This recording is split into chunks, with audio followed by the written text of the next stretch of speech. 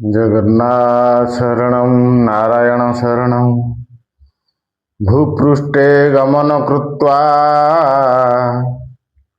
पादेन जीवनाशकृत्यं कूपे कुंभस्य पतने चुलिके नल योजनं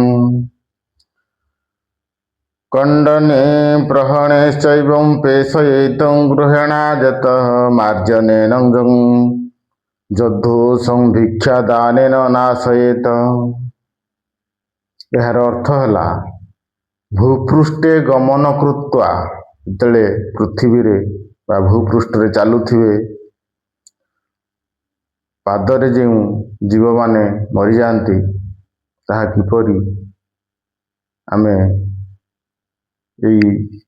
जीव हत्यारू मुक्ति पाइबा।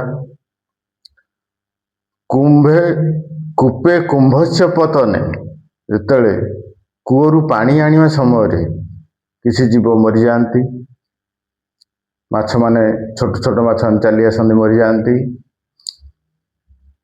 चुली रे निआं नगाई रोषेई कला बेले मध्य किसी जीव मरी जाती। ढिंकी द्वारा धान चाउल कुटिया समय पेशा शिल द्वारा बिरी मुग पेशिया समय कि छांचुणी रे बा पहरा रे ओळेवा समय गृहस्थ व्यक्ति जो पाप करि थाए प्रत्येक दिन भिक्षुक को किसी पदार्थ निजर सामर्थ्य अनुसार दान कले यही समस्त पाप दूरीभूत होता है। जगन्नाथ शरण नारायण शरण।